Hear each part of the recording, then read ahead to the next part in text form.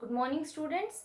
Last time we were talking about type of muscles. हमने skeletal muscles, cardiac muscles और smooth muscles पढ़ी. Then we saw in detail how a skeletal muscle look like. That means we talked about one sarcomere. I am revising again. Sarcomere में हमने देखा कि thin और thick myofilaments arranged होते हैं, and these thin and thick myofilaments are attached with the help of cross bridges. So today we are going to talk about in detail how these myofilaments, or you can say contractile proteins, look like and how they are arranged in a muscle, in a skeletal muscle. So last time we saw that thick filaments are present and thin filaments. One sarcomere is having both thick and thin filaments. Why we are calling them as thick and thin filament? Because there is difference in their diameter. दोनों के diameter में difference है. If I am talking about thick filaments, it is about 150 angstrom diameter of a thick filament, and thin filament is 70 angstrom. So ज्यादा diameter है, that's why we are saying thick filament, and diameter is less, so we are saying thin filament. And if you remember, this is how I represented the thick filament, and over here the thin filaments are present. That is our A band, I band. Now here the cross bridges are formed. We will see. This is how the cross bridges were present. This thing we have discussed earlier also. So now we are going to talk about the different components of these thick filament and thin filament. What these thick and thin filaments are made up of, and how the components are arranged. So first let's talk about the thick filaments. पहले बात करते हैं thick filaments की. The thick filaments, they are made up of a protein, and the name of the protein is myosin.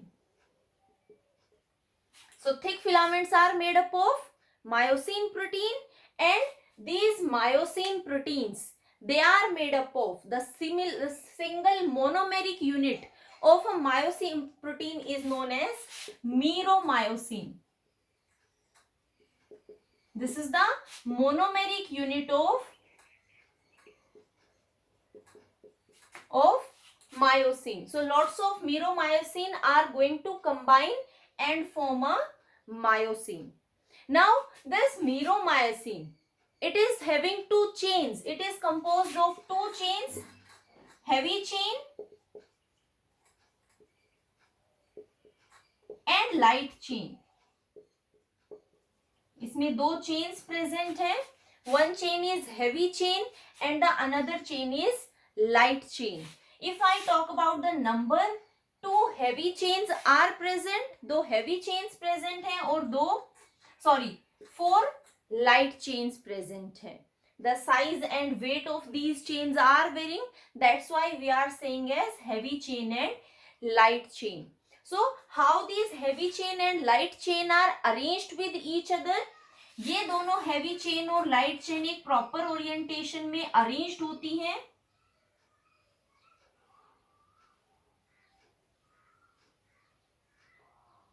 Like this way. See what is here, and over here the light chains are present. One light chain, the second light chain, one light chain and the second light chain. This is how these two heavy and light chains are arranged with each other. This is the heavy chain. This is the first heavy chain, second heavy chain, and these the portions I have made with green color are the light chains. And this portion, if we see over here, the heavy chains are coiled and forming a globular structure, and along with this light chains are also present with this globular structure. This whole region is making the head portion. This is this is the head portion. So head portion over here is composed of heavy chain, 2 heavy chains and all the light chains. That means head is having heavy meromycin and light meromycin. Both are present in the head region. And this long helical structure which you are seeing, in which the 2 heavy chains are coiled around each other, this is making the tail portion of myosin. So myosin is having a head region and a tail region. Head region में present है heavy और light chain दोनों ही, heavy meromyosin and light meromyosin, और जो tell portion है वहां पर सिर्फ प्रेजेंट है हैवी मीरोमायोसिन जो कि एक दूसरे के साथ हेलिकली कॉइल्ड है. This is how the structure is appearing. अब ये जो हेड पोर्शन है, ये head portion it is oriented like this way. किस तरीके से प्रेजेंट है ये हेड पोर्शन?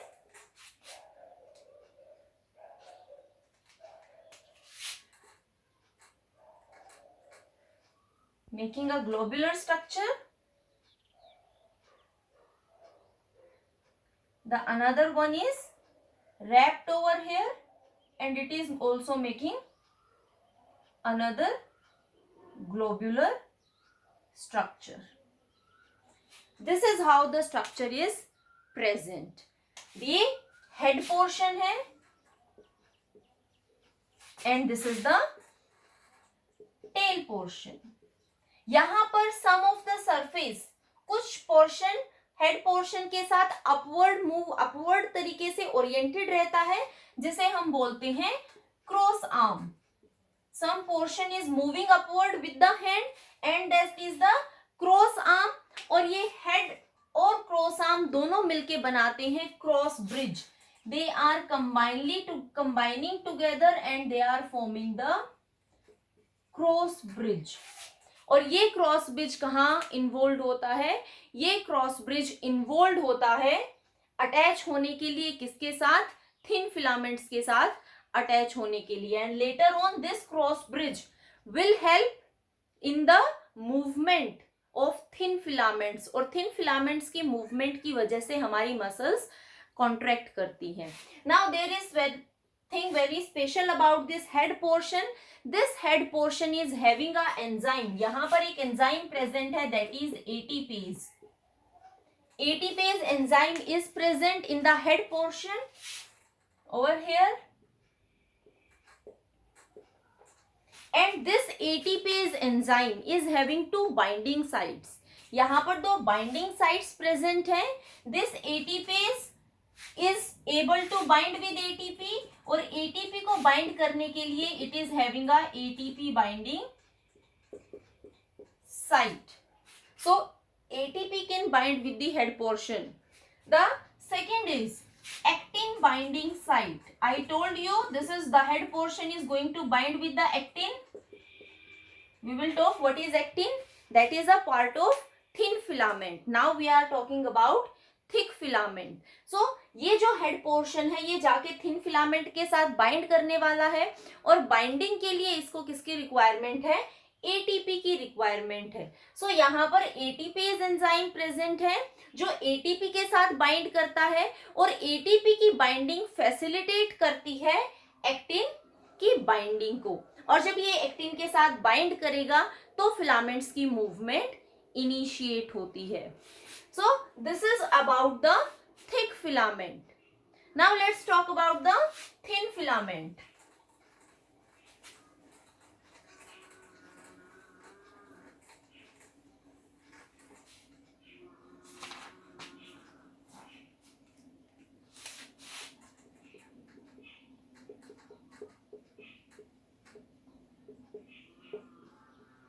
Thin filaments का diameter कम है as compare to thick filaments.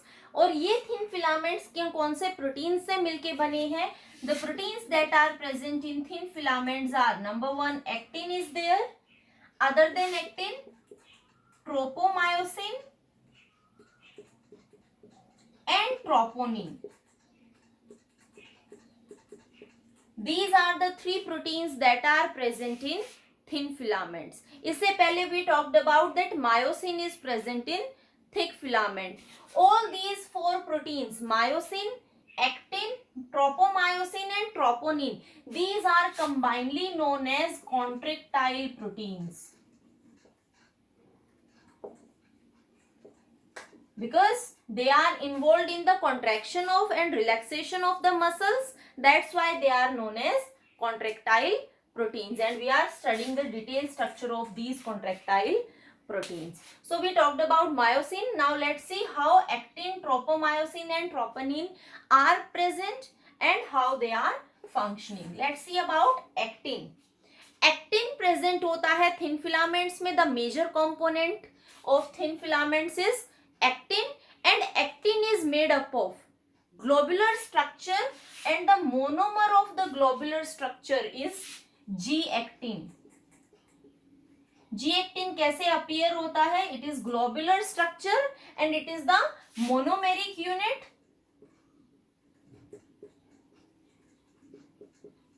And these monomeric unit, they are combining to form a chain. ये मोनोमेरिक यूनिट अपने आप को कंबाइन करती है, एक चेन बनाती है, और जो पॉलीमर बनता है that polymer is F actin. उस पॉलीमर को हम क्या बोलते हैं? एफ एक्टिन बोलते हैं. So this is how the G actin is going to combine to form the F actin. This is F actin and individually one single unit is G actin. Now this G actin requires magnesium ions to form the polymer F actin. So this is how actin is present. Actin किस form में present है? Polymer की form में present है, और जो polymer बनता है, जो चेन बनती है, हम उसको क्या बोलते हैं?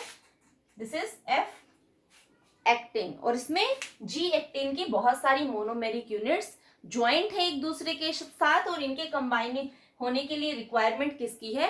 मैग्नीशियम आयंस की रिक्वायरमेंट है. This is how actin is present. The second component is tropomyosin. Tropomyosin कैसा है? ट्रोपोमायोसिन अल्फा हेलिकल स्ट्रक्चर है.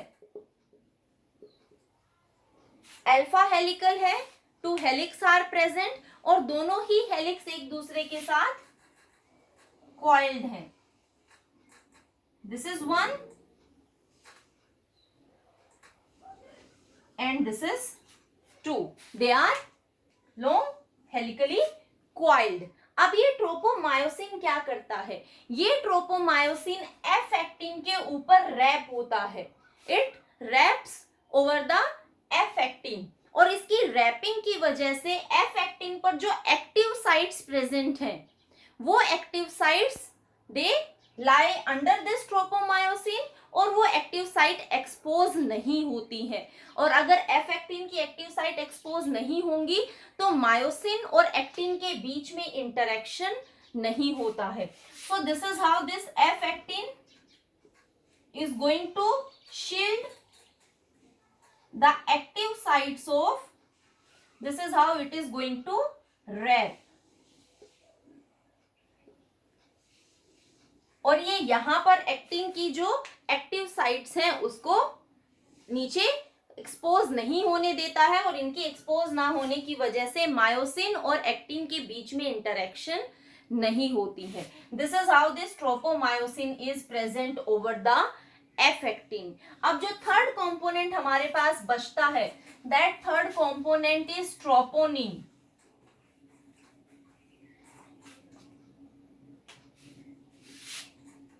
Third one is troponin. Troponin is made up of 3 polypeptides.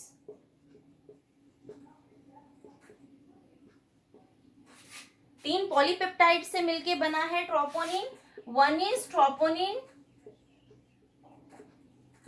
T, second is troponin I, and third is troponin C.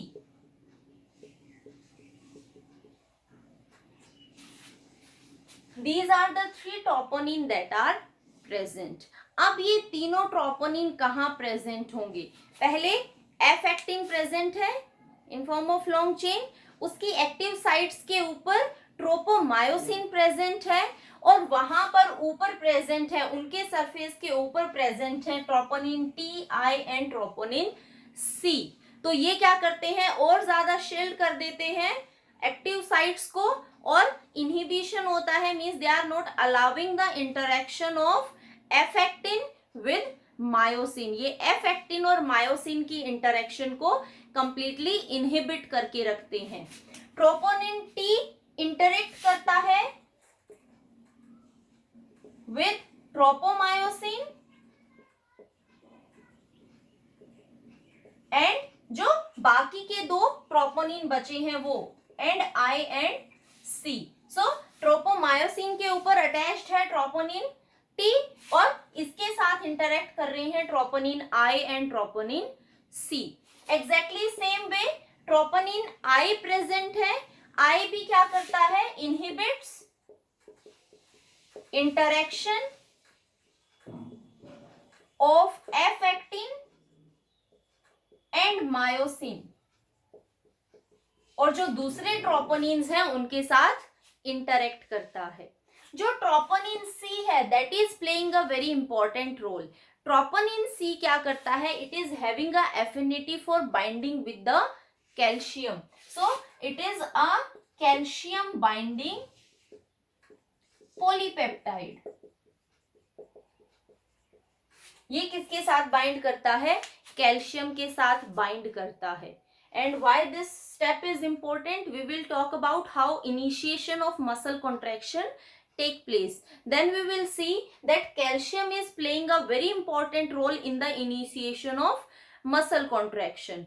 So here troponin T, troponin I and troponin C तीनों ही tropomyosin के ऊपर present है, और जब तक ये tropomyosin के ऊपर प्रेजेंट है तब तक एक्टिन और मायोसिन के बीच में इंटरेक्शन नहीं होगी. दैट मीन्स इंटरेक्शन करवाने के लिए इन स्ट्रक्चर्स को एफ एक्टिन के सरफेस से हटाना पड़ता है. We have to remove 3 troponin plus tropomyosin loosen होगा, तब एफ एक्टिन के ऊपर जो एक्टिव साइट्स प्रेजेंट है वो एक्सपोज होंगी और वो मायोसिन के साथ जाके इंटरेक्ट करेगा. इसके लिए there is requirement of structural changes.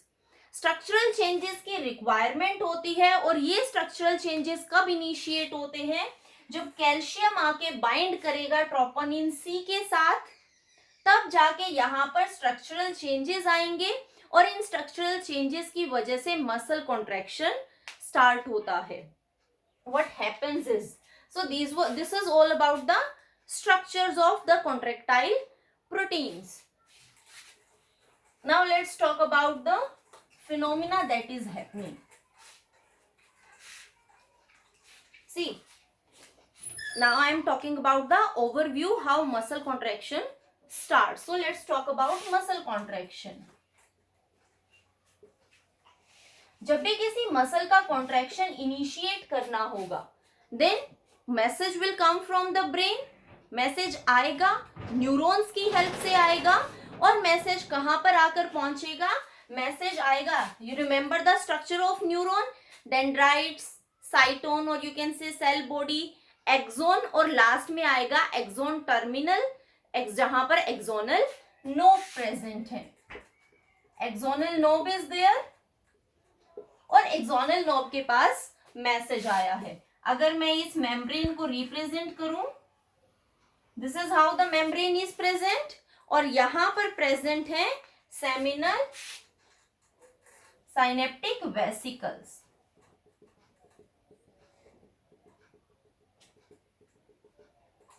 इस तरीके से साइनेप्टिक वेसिकल प्रेजेंट है.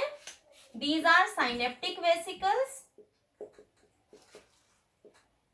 एंड दीज साइनेप्टिक वेसिकल्स, ये साइनेप्टिक वेसिकल किससे फिल्ड है, विद द न्यूरोट्रांसमीटर से. It is acetyl Colin.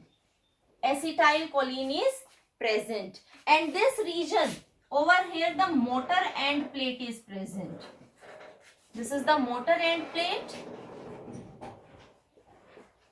ये न्यूरॉन किसके साथ इंटरेक्ट कर रहा है? इसके एक्सोनल नोब्स हमारी बॉडी की मसल्स के साथ इंटरेक्ट कर रहे हैं. So this is the axonal knob, this is the synaptic cleft जो बीच में गैप प्रेजेंट है, और ये मोटर एंड प्लेट है. This is synaptic cleft.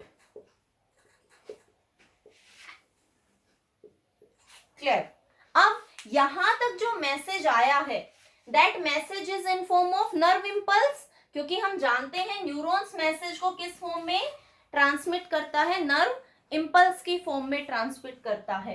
ये नर्व इंपल्स जब यहां तक आती है, this nerve impulse is activating these synaptic vesicles to fuse with the, because यहां पर क्या होगा? सिग्नल चेंज होगा. So these synaptic vesicles are going to fuse with this membrane. ये साइनेप्टिक वेसिकल्स यहां आके फ्यूज होंगे, और इनके अंदर जो न्यूरोट्रांसमीटर है, that neurotransmitter is going to be released in this synaptic cleft. यहां पर न्यूरोट्रांसमीटर रिलीज होता है. अब ये न्यूरोट्रांसमीटर कौन रिसीव करने वाला है? इस मोटर एंड प्लेट के सरफेस पर जो रिसेप्टर्स प्रेजेंट हैं, these receptors are going to bind with the neurotransmitter, और बाइंडिंग होने के बाद यहां पर अगेन नर्व इंपल्स जनरेट होती है. So these are going to bind, binding will take place, और बाइंडिंग के बाद मोटर एंड प्लेट से मैसेज आगे मसल के पास कन्वे होता है, सार्कोमियर के पास कन्वे होगा. This is the phenomena that is taking place over here. अब यहां पर इस साइनेप्टिक क्लेफ्ट में एक एंजाइम प्रेजेंट है, कॉलिनेस्टरेज. ये कॉलिनेस्टरेज क्या करता है? इस एसिटाइल कोलिन को ब्रेक कर देता है into acetate and choline. Here this acetylcholine will be broken by cholinesterase into acetate and choline, और ये कोलिन वापस से मूव कर जाता है यहाँ पर, ताकि इसकी हेल्प से और ज्यादा एसिटाइल कोलिन बन सके. सो this is moving back for the formation of more acetyl choline. और यहाँ पर फंक्शन क्या हुआ?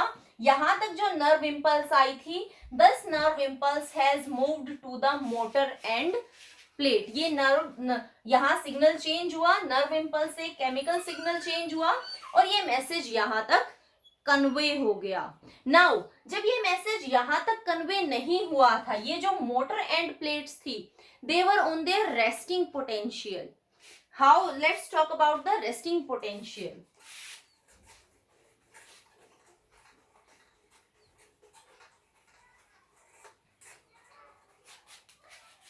जब मसल सेल्स नॉर्मल पोजीशन में थी, जब तक उनके पास सिग्नल नहीं आया था, तब तक मसल सेल्स के पास क्या सिचुएशन थी? I am saying these muscle cells were at their resting potential.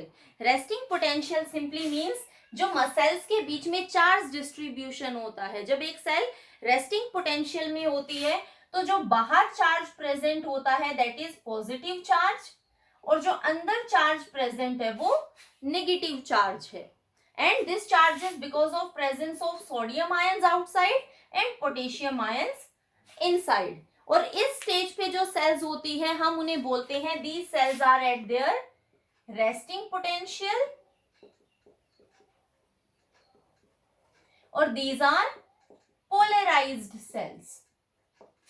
ये नॉर्मल रेस्टिंग स्टेट है. अब जब सिग्नल आएगा, यहां पर एक नर्व इंपल्स आएगी. So what that nerve impulse is doing? That nerve impulse is disturbing the charge distribution. यहां से आयंस की मूवमेंट होनी स्टार्ट होती है. Potassium sodium ions are going to come inside, तो अंदर वाला जो नेगेटिव चार्ज है वो पॉजिटिव में डेवलप होना स्टार्ट होता है, and potassium ions are going to move out, और बाहर कैसा चार्ज डेवलप होना स्टार्ट होगा? नेगेटिव चार्ज स्टार्ट होगा. यहाँ पर सोडियम पोटेशियम पंप्स प्रेजेंट होते हैं, और पंप्स की हेल्प से आयंस की मूवमेंट होती है, जिसकी वजह से बाहर पोटेशियम आयंस मूव करना स्टार्ट करेंगे और अंदर सोडियम आयंस मूव करना स्टार्ट करते हैं। इस टाइप का जो चेंज आता है after receiving the nerve impulse, we call it as depolarisation. Depolarisation ही रिस्पॉन्सिबल है यहाँ पर मसल कॉन्ट्रैक्शन के लिए। सो जैसे ही हमने बात की कि न्यूरॉन से क्या हुआ, मैसेज कहाँ आया, nerve impulse motor end plate पर आई। जब ये मोटर एंड प्लेट से इम्पल्स पहुंचेगा सार्कोलेमा, जो मसल्स की मेम्ब्रेन है, वहां पर मसल मेम्ब्रेन में डीपोलराइजेशन स्टार्ट होगा और ये डीपोलराइजेशन रिस्पॉन्सिबल होगा मसल्स के कॉन्ट्रैक्शन के लिए। What this depolarization is doing? This depolarization is responsible for the activation of sarcoplasmic reticulum. हमने बात की थी यहाँ पर सार्कोप्लाज्मिक रेटिकुलम प्रेजेंट होता है मसल सेल्स में, and this sarcoplasmic reticulum is having a store house of calcium ions. So after depolarization, sarcoplasmic reticulum is going to release calcium ions, और ये कैल्शियम आयंस किसके साथ बाइंड होते हैं, troponin C के साथ बाइंड होते हैं.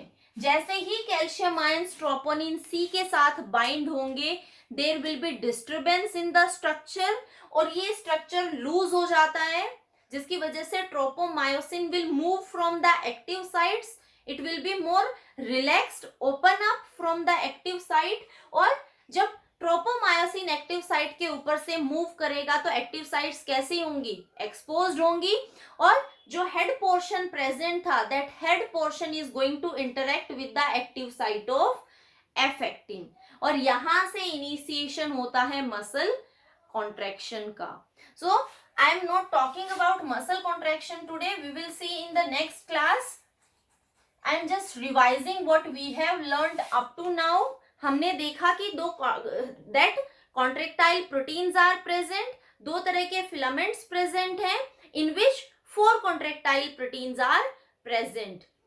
Thick filaments are having myosin and thin filaments are having actin, tropomyosin and troponin. अगर हम myosin की बात करते हैं तो वहां पर मीरोमायोसिन्स प्रेजेंट होते हैं, और जो स्ट्रक्चर है that is made up of heavy chain and light chain. वहां पर एक हेड रीजन प्रेजेंट है, और यही हेड रीजन किसके साथ इंटरेक्ट करने वाला है, एफ एक्टिन के साथ इंटरेक्ट करने वाला है. जो पीछे का टेल पोर्शन होता है that is still attached with the thick filament. वो किसके साथ अटैच्ड रहता है, थिक फिलामेंट के साथ अटैच्ड रहता है. जो थिन फिलामेंट है उसमें बहुत सारे ग्लोबुलर प्रोटीन्स प्रेजेंट हैं जो एक चेन में अरेंज रहते हैं, और इसके ऊपर जो एक्टिव साइट्स प्रेजेंट होती हैं. Now don't get confused with the active sites. Active sites वो रीजन है, portions that are present on F actin, जो किसके साथ इंटरेक्ट करने वाले हैं, मायोसिन हेड के साथ जाके बाइंड करने वाले हैं. These are active sites. तो जब एक मसल रिलैक्स्ड पोजीशन में है उस टाइम पे ये एक्टिव साइट्स कैसी हैं, these are covered by tropomyosin, और उसके ऊपर क्या प्रेजेंट है, ट्रोपोनिन प्रेजेंट है. नॉर्मल रेस्टिंग पोटेंशियल सिचुएशन में दिस इज द केस. लेकिन जब मसल कॉन्ट्रैक्शन इनिशिएट होगा उस टाइम पे ट्रोपोनिन और ट्रोपोमायोसिन लूज हो जाते हैं, और ये एक्टिव साइट्स एक्सपोज्ड होती हैं. जब ये एक्टिव साइट्स एक्सपोज्ड होंगी तो हेड पोर्शन जाके इन एक्टिव साइट्स के साथ बाइंड करता है, और इनकी मूवमेंट, जो थिन फिलामेंट्स हैं, जो एक्टिन फिलामेंट्स हैं, उनकी मूवमेंट को इनिशिएट करता है. जब थिन फिलामेंट्स मूव करेंगे तो हमारी मसल्स कॉन्ट्रैक्ट होती हैं, and this contraction of muscles is explained by sliding filament theory. A theory was given by 2 scientists, and the name of the theory is sliding filament theory.